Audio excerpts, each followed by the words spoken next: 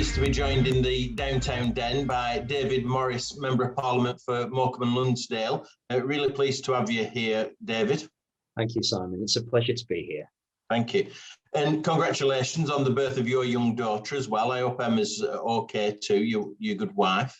Oh, that's really nice of you, Simon. Yeah, we're both doing well. They're both downstairs, and I'm hoping they're not taking up the internet bandwidth so that we crash out halfway through this interview. It won't be the first time during the lockdown, I'm sure. Yeah, no, they're just watching cartoons on the television. You know what young ones are like. Babies especially, they like to be, shall we say, stimulated. So absolutely, I'm hoping that the internet holds out. I'm sure. Good. We're going to talk about all things Lancashire and also a little bit about space and a little bit of politics. But let's start with the lockdown, David. A member of Parliament, you've been there since 2010, but it's radically different now during lockdown, isn't it?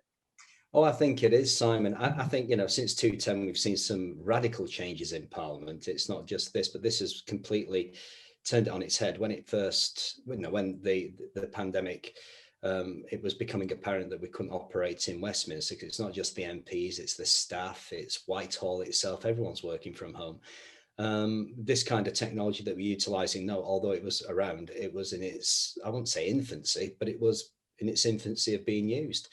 And, I've got to say, Parliament have tackled this one very quickly. But the problem is now amongst the MPs, they're all saying, well, look, some of us are quite vulnerable, some of us are quite ill. Are we looking at proxy voting for a longer period of time? What happens if I ever get ill? Can I have a proxy vote then? It started to change the whole fabric of how we operate. I mean, personally, I think we should go back to the way we were. It might be antiquated in some people's eyes, but the reality is, you're there doing the job and you're interfacing with your colleagues that you can actually get things done with. And if you take that away from it, even though this is good doing the Zoom stuff, I always think meeting somebody, building up that personal relationship means more than just talking over the TV like we're doing. I mean, we're old friends, aren't we, Simon? Different parties, but we're good friends. And it's about the person. Yeah, absolutely. That's what it's all about. Yeah, and relationships, that's right. So it'd be good to get it back to near normal, at least, you think? Yeah. I mean, I'm hoping that we'll get back to normal sooner rather than later. I know in the first lockdown, it's strange saying that, I had a lot to do with hairdressers closing as well as opening. Because if you remember, when the first lockdown happened, hairdressers were allowed to stay open. And I immediately, because I used to be a hairdresser, I immediately thought they're going to end up being the typhoid Marys of the modern day if we're not careful here, because they're going to be spreading it as well as catching it. And there was a rapid decision from, I think it was Robert Jenrick's office to close down hairdressers. There's a big U-turn on that. But I wouldn't say it was a U-turn, because at the end of the day, we've never been down this road. We were just trying to figure out where the path is, and they were closed down, and then we got them back open again within about 6 weeks of starting the process. But this time again, they've closed down again, and I do feel for not just that industry, but all sorts of personal services industries, restaurants, fashion, hairdressing, anything high street, because it is affecting us, and it will have a knock-on effect with the economy. But my main worry is the jobs factor of it. How we're going to come out of this enforced nosedive and start keeping our employment figures low and buoyant. Yeah, good point. Well, and the Prime Minister was asked for a roadmap out of the restrictions, and now we've got one. What do you think of that, David? Well, I think it's as good as we're going to get at this time, to be honest with you, Simon. I know hairdressers opening up in April, May, around that time, will make people, it's psychological. Having been a hairdresser for 20 odd years, nearly 30 years before I became a member of Parliament, I think it went a long time, running salons and everything else. You're interface with people a lot like the job that I'm in now. And, of as yourself, Simon. You're dealing with people, and it is a psychological thing. And, people do like to feel the tidy and everything else. And, that was one thing that came through the mailbag at number 10 which prompted the Prime Minister to say, look, you used to be a hairdresser, can you do something to put something on the table of base to get things moving quicker than slower, as it seems to be just never ending. So, you know, it's a psychological factor. It helps mental health, and it's not just hairdressing, it's going to retail therapy, you know, going to restaurants. People are by nature sociable creatures. We want to go and see our friends. I know we've talked about meeting up after all of this, and it's not a case of doing lunch, you know, we're friends, we want to meet up and we want to catch up on real things that's happened in life, even though we've not much to talk about with lockdown. But people just want to get back to normal again now. And, you know, I'm like everybody else. My dad, I'm from the Wigan area originally. My dad's still down there. He's 85. You know, I speak to him every day, but I've not seen him for nearly 4 months. And it's hard on everybody because I'm not on my own. You know, I have a family down in that area too. And I've not seen my kids for a couple of months, you know. I think the last time I saw them was just before we knew a lockdown was coming. So it's everybody's being affected by this and nobody likes it. And, you know, when you see the television, you see members of Parliament, the Prime Minister saying we're doing this, nobody wants to do that. You know, it's just against all of our ethos of nature and what we're there to do. But we have no choice until we're all vaccinated to an extent that the people who do contract COVID are not at risk. You know, they're going to survive it from what we know of what we do know now. I can't see the world getting back to being a normal place for at least another 6 months. But we've got a roadmap now to start easing things, because that's what it's about. It's about taking the foot off the brake and moving, you know, the vehicle of society forward. So I think we're in a good position to be thinking of that. But, you know, this secondary lockdown it's proven to be a lot worse than the first. And it's put a lot of strain on the NHS. And, you know, look, when you're in the NHS, you expect to see people coming in being ill, but you also expect to see them go out again.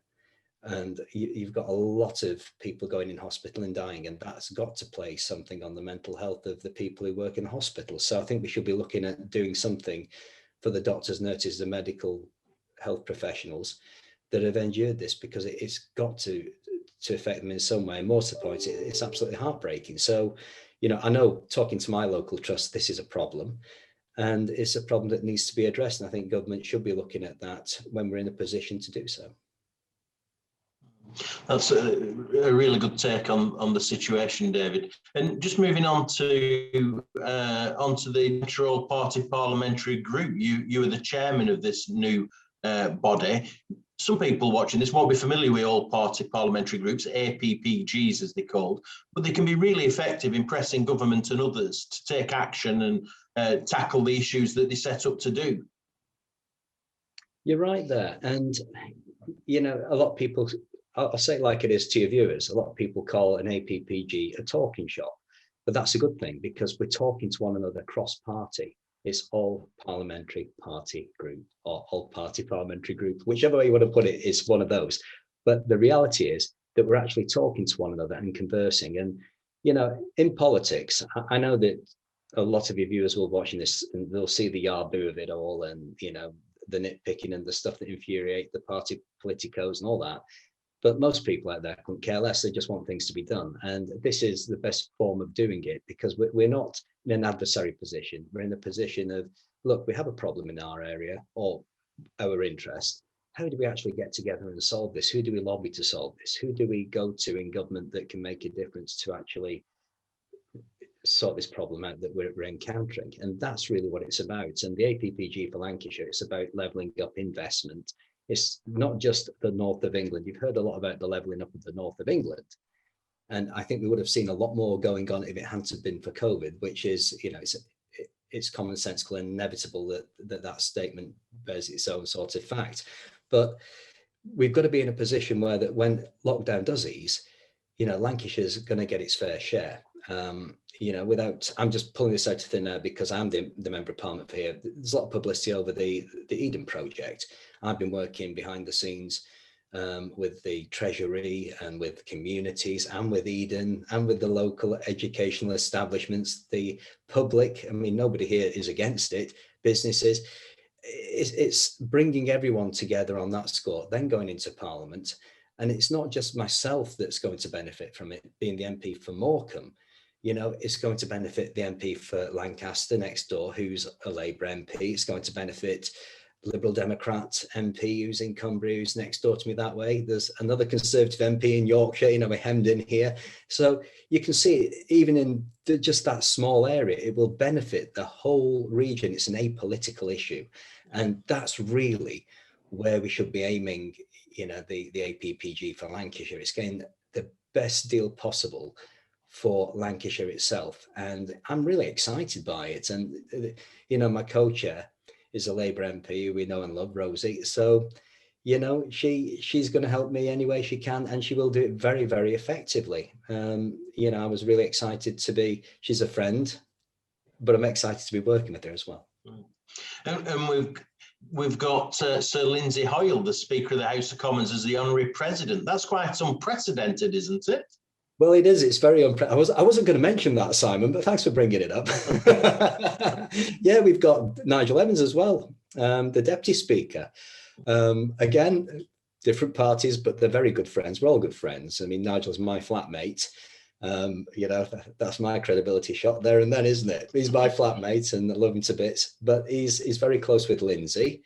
And again, it's an example of how we all get on and how we all sort of interact as people and we get the right things done for our area. But to have the Speaker, I mean, the Deputy Speaker's a coup, but the Speaker, you know, I'm sorry, Nigel, but Lindsay takes precedence there, mate.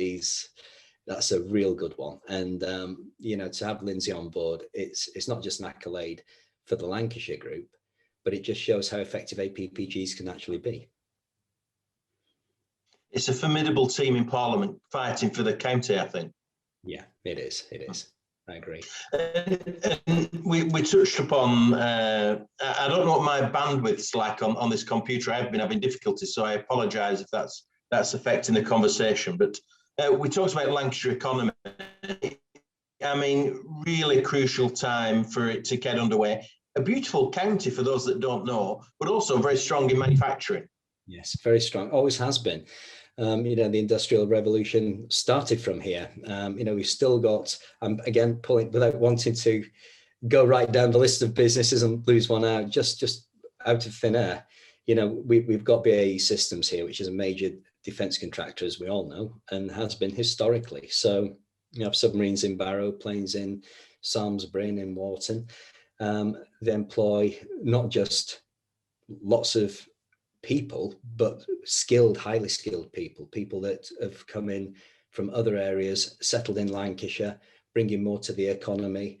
And, you know, we're exporting our world-class products. I mean, the Americans have been buying the planes off us, so that will tell you everything.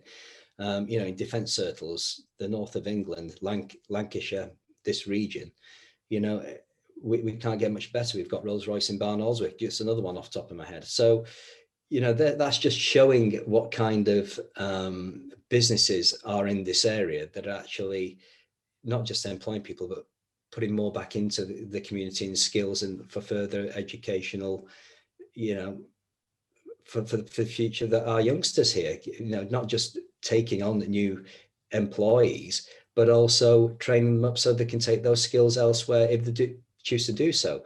But you're finding that a lot of people are staying in Lancashire now, and that's a good sign, because it's showing that you know, we are starting to see that, even though has always been a north-south divide, because, you know, most people want to go down when they're young to London to see the bright lights, and they realise it's not all it's cranked up to be. Then they come back home. You always have that movement of people, but we start to see people stay here now. And I think that's a lot to do with connectivity. Connectivity is getting better, and I think expectation also is getting better in the north of England. And people are starting to sort of say, right, well, let's stay here. Life is better up here. You know, why should we go down south? And, you know, Simon, you've lived in London like I have, and, you know, we know the score. It's nice to be down there, and I'm not denigrating anything southern. But if you're a northerner, you want to come home because you understand that there's more of a quality of life here that you want to sort of fit in with. So, yeah, I mean, I think that we must level up the north of England. There's no doubt about that. And to be fair, the Prime Minister has got an agenda to do that. And I think we would have seen more happen. I mean, I certainly believe we would have had Eden by now if it wasn't for COVID. But these things are sent to try us, and it's like it is. If the whole country's more or less had a year off work, it's going to be hard to sort of claw that money back. And I know we're going to be talking about the budgets very shortly, but maybe we'll touch on points in that. But it's going to be, it's going to be a hard few years for us, and we have to come back from this. But the difference is this is a productivity slowdown and not an economic slowdown. So I think once we come out of this sort of stranglehold of the pandemic, I think you'll start to see the markets bounce back up internationally, not just domestically. That's interesting. Yeah, we'll come back to that, but that is interesting. Yeah, and you touched upon the Eden project. You had a recent adjournment debate on Eden project. Not the first that you've had, I have to say, but that's, for those that aren't aware, a great opportunity, because the minister, you get 30 minutes or so to make a speech about this topic, and the minister has to respond. But it's fair to say the minister's response was very positive. It was very positive. I mean, we've had various ministers in that brief. We've had about 3 ministers in that brief up until this point. And it started off from being, isn't it a whimsical idea, to now it's an actual goer. And we've got to make sure that we do everything possible to ensure that this does happen, because it's creating employment, not just in the Morecambe area, but in the larger, as I was explaining before, the larger regional catchment. So, I mean, the good thing about Eden is that it's on the Eden project in Cornwall. It's world class. We've got Edens all around the world now, and if we're looking towards the future to go more down the ecological route, which we should do, because I think global warming is a real threat. I never used to do, I might add, but I actually do now. It's a real threat. I mean, we're all starting to see the effects of it around the world.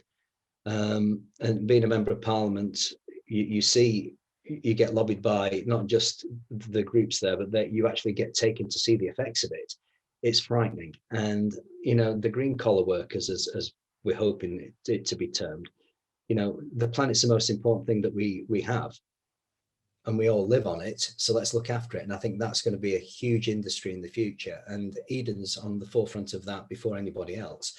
So again, it's about training up the youngsters in the area that want to go into this new profession. And, the educational facilities are already complying with that.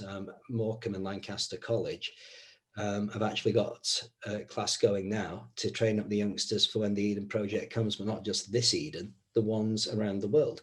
So you can see the Eden project, it has a lot going for it in a wider context, not just for the sake of having Morecambe, for instance. Now we've got a link road from the M6. It's the quickest to the seaside anywhere in the whole country. And that's the reason why Eden want to come here, and to build a bubble, shall we call it, without going into the technicalities of it, actually in the middle of a town, actually on the prom, overlooking the Lake District and a bay with scientific interest. It can't be a better place to do it. And, I know you've been, Simon, but I must just ask people watching this to come to Morecambe and have a look. You'd be surprised how lovely the place is, because, over the tourism decline, and you hear all the negativities of what goes on in areas, there's a lot of positivity here. And, I've never had this mantra of having the glass half full, or half empty. We are where we are, and we've got to get better with it. And I think the Eden project will be a massive game changer for Morecambe, and not just for Morecambe, but the larger area. And next to the beautiful Midland Hotel, which is absolutely fantastic 20s, 30s building. And Lancaster University is very much tied into to the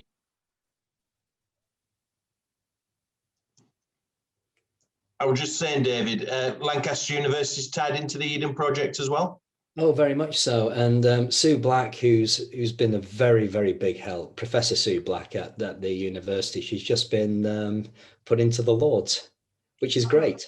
Yeah, she was saying to me that she was going to retire. Well, I can tell her now that she ain't going to retire, because I'll find her in the Lords, and I'll drag her into some more work. Don't you worry. Oh. So, and we must get her on the APPG. Well, exactly. That's exactly what I was thinking, and I only found that out late last night because I'll be truthful with you. I've been having, I call it my Eden week this week because the budget's coming up next week. It's where we're actually going to go with this, and we'll touch on the budget in another session, I know, in a few minutes. But you can imagine things going on at this moment in time. It's hotting up, and I'm like every MP. We all want a little ask for our area.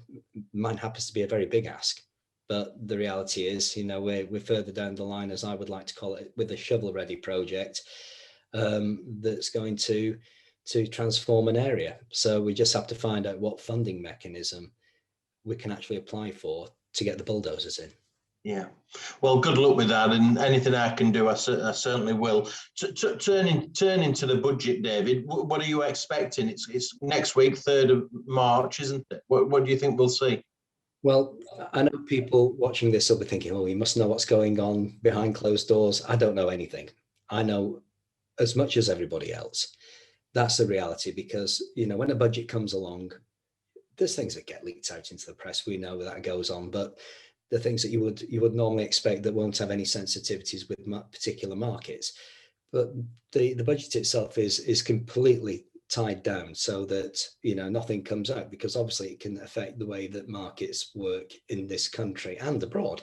So I don't know what's going to be in it. From what I can find out from whispers, if you want to call it, this is my big insider moment. I think it will be centered on COVID, how we're going to recover in the forthcoming years from this pandemic. As I said before, this is slightly different because we've got a productivity slowdown. People have been enforced to stay at home, not just here, but all across the world, in most countries. We're reading about what's going on in Germany, what's in the rest of Europe. Even though we've left the EU now, we've not left Europe. We're still, intrinsically tied there with our friendships and our connections. And what goes on across the water anywhere from where we are as an island will affect the UK. But we're in a position now where once productivity starts to move, I think the economic wheels will start turning very quickly. My personal thoughts are that I'm sure they'll be coming up with some kind of probably not mentioned anything in this budget, but in the future, some kind of a Marshall type plan to sort of put the debt to one side and let the countries carry on without the economies being affected. So I think we're going to be seen in some kind of context and some sort of direction towards that kind of mantra.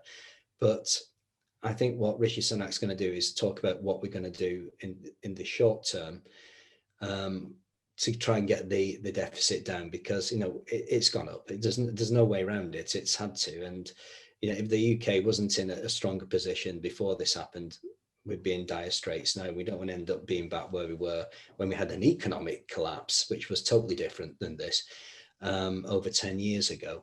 So I think we're going to see a lot of that. I think there will be some infrastructure projects that are going to be announced, but there will be what the government's got its hands on the levers, for instance, roads, rail, that kind of thing that's already, in the sort of, shall we say, officialdom of government. Infrastructure projects like the Eden project, like my particular, and others similar to it, other asks around the country, I don't think they're going to be mentioned in the budget, but they will be pointed towards the Levelling Up Fund or a fund of that kind. The Levelling Up Fund has been already put out into the public domain, but there's very little information known about it. And I do know that they're going to be putting the meat on the bones of that after the budget.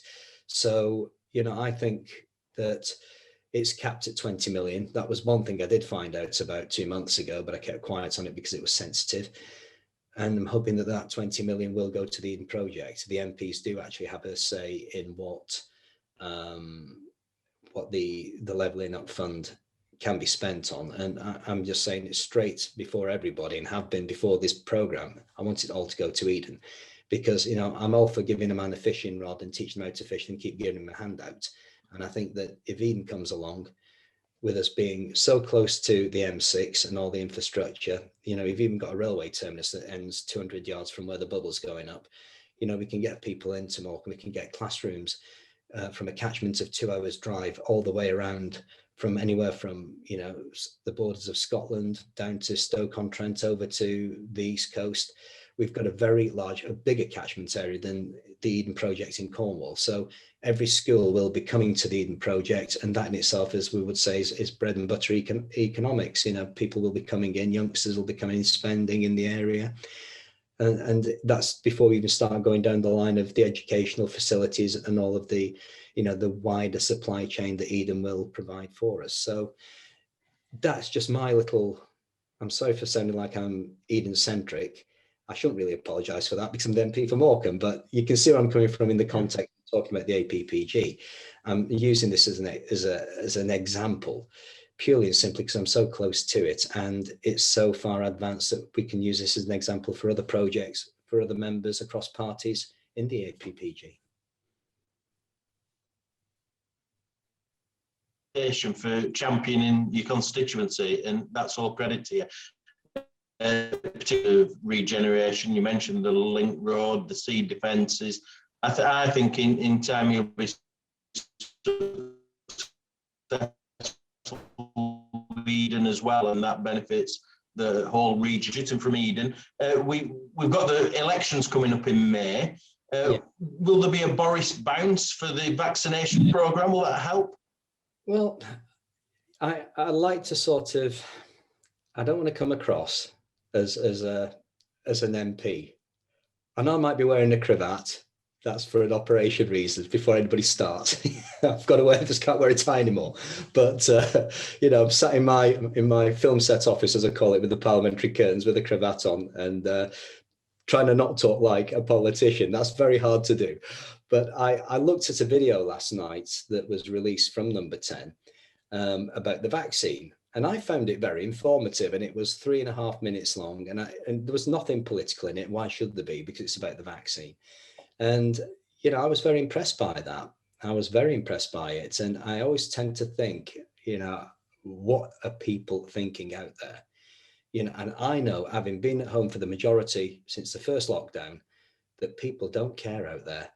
All they care about is that the family's safe, if there's food on the table, is the roof over the head, the basics. We're getting through. This is like a wartime kind of spirit. That's all they care about. And, I don't want to go down, would any other government have done it better than Boris Johnson's government of any political colour? We found ourselves in a position that we were doing things on the hoof because we didn't know what was going on. We didn't have any testing capabilities. We didn't have a test that was reliable, if you remember, not so long ago. We didn't even have the PPE. There wasn't enough PPE in the whole world that would cater for this pandemic, never mind the UK. So you had all of these things in involvement, and now we have a testing program. So we do know where COVID's rising and where it's falling. We can sort of judge a sort of roadmap. I think after this is all over, or we come out of lockdown, there will be flashpoints up and down the country where there will be localized lockdowns. It's common sense to do that, because this virus will mutate into different strains, and it will bring different challenges. But we've got a vaccine now that the UK led on. The same science has been adopted all around the world by and large. And it doesn't matter what culture, country, the drugs are more or less the same. But we have to be in a position where I think, we're resilient as before we start getting back into the normal hullabaloo of the political world. And, going back to your question, will there be a bounce? I think there probably will, to be fair. But in how people are going to vote is going to be the hard one, because I don't think a lot of people will go out and vote in these local elections because people have completely switched off to it. And, that's strange saying that from a politician, but it's reality. People don't think about elections. Only politicians think about elections too deeply. I think that the turnout will be very low at these local elections. And, I think you'd be surprised at some of the quotas of electors that will go out and elect on local government levels, their representatives. So I think there may be a bounce. Yes, I think there might be, to be fair, but I don't think it's going to be where people are going out and queuing up at polling stations. I'd be very surprised to see that, given the level of infection this pandemic, because a lot of people will be worried about going out. I do know the Cabinet Office are looking at different ways of us trying to cast our vote. Some have been announced, some haven't as yet. Just again, like emergency proxy votes, they're there anyway. But it depends how many people do turn out in these elections and what that result is. But I do think there will be a bounce. I think there'll be a low turnout. And I think that, apart from the politicos, nobody's thinking too deep about it. David, many people won't know perhaps that you're chair of the Space All-Party Parliamentary Group. You have an interest in space. Tell us a little bit about that. Well, like I was born in the 60s. I'm shocked to tell everybody, because I've got a lot of cell tape behind the ears these days.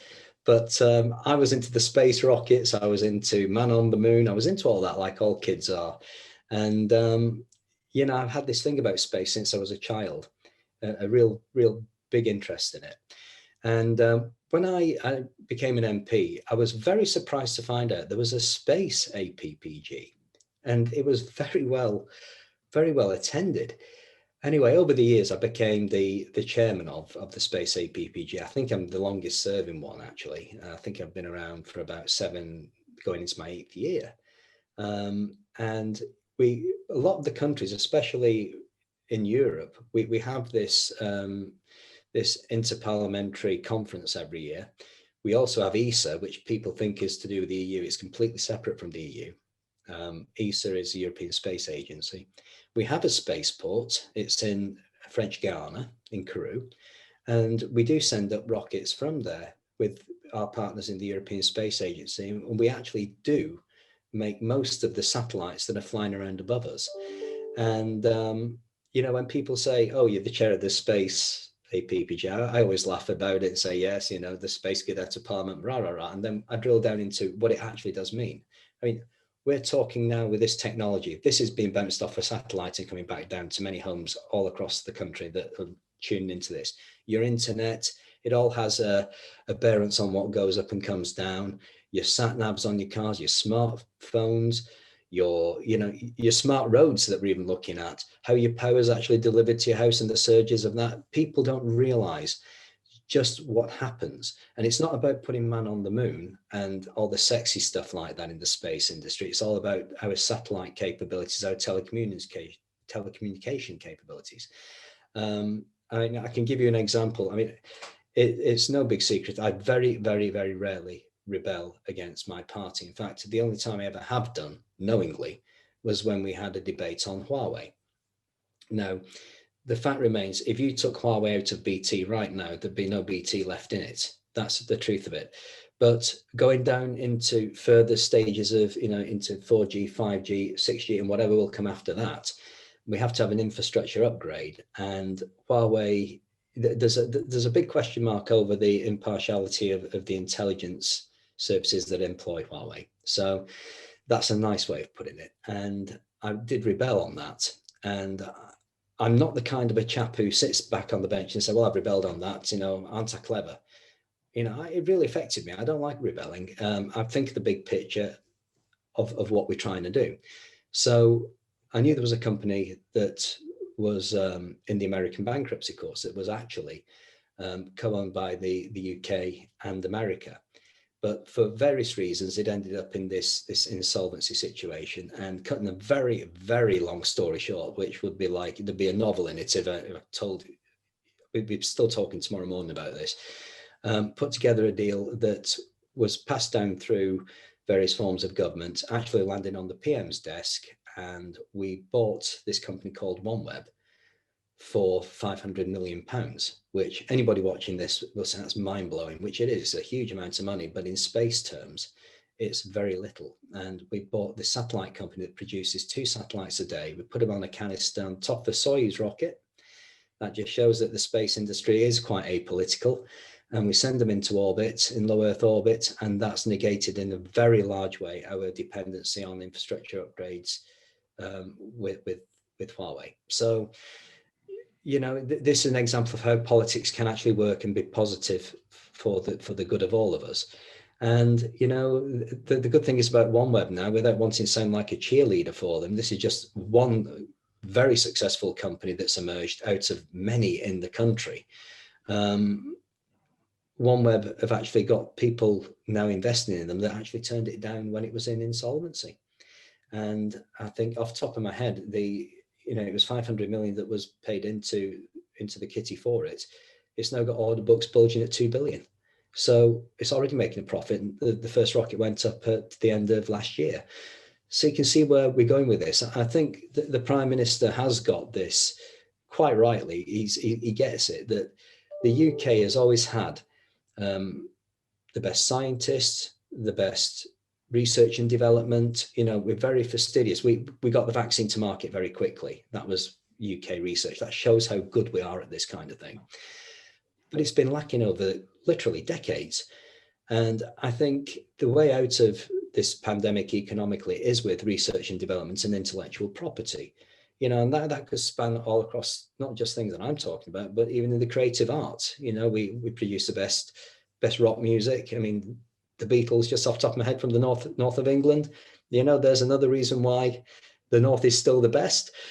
And you can see where we're going with this. And I think that the space industry will be a massive player, like the green collar workers, as I've just been talking about. The problem with the space industry as it currently stands is that there's a lot of players in it, but there's no, excuse the pun, center of gravity to the whole issue. We have a space minister, but the portfolio is part of a larger portfolio that is now becoming the largest part of that portfolio. So I do think it's time to have a dedicated space minister. You know, I'm not going to say any names who should be that space minister, but I think it's time now that we should be looking towards the future and trying to figure out what we're going to do, because we are a major player in the space race, and that is not being shouted out enough about in government. That's really interesting, David. And perhaps to sum up some of what you've been talking about, green collar jobs, the development, research and development, really a renaissance for the United Kingdom. We've come out of Europe. We're fighting on our own, as it were. New trade deals being done. Would you see a renaissance as we come out of this pandemic? I do. I think that, you know, I'll be truthful with you. I was one of the Remainers in the David Cameron days, and I became very quickly, once the public voted to leave. I mean, you listen to what the public say, but you know, you saw what was going on in Parliament. The same, you know, we were sat opposite one another, and we met socially many occasions, talked about it. And by and large, you know, politics are very, very similar. But you saw what was going on in Parliament at the time, where the people are making the Brexit issue about themselves and not about the actual issue of what was happening. And that convoluted it down through the Theresa May years, where, you know, good old Theresa, bless her, she tried to please everybody, but in the end pleased nobody. And then Boris came along and said, we're doing this is what the people want. And that's what we saw at the general election, in effect. You know, now we're coming out of Europe. Oh, sorry, I should reiterate that now we've left Europe. It felt for me and for you like it was a never-ending process, and it still is in my psyche. It's a never-ending process, but that is partly true as well, because we're now finding new ways of doing business. I mean, I know my local port, we're trying to get them a free port status. I know Liverpool are trying for a free port status at the moment, which is very intrinsically linked, because Peel Ports own the Liverpool and the Manchester ports, as well as the one here at Heysham. So we're trying to figure out a way of resurfacing the Northern Ireland market, which again is on the shores of another European country, Ireland.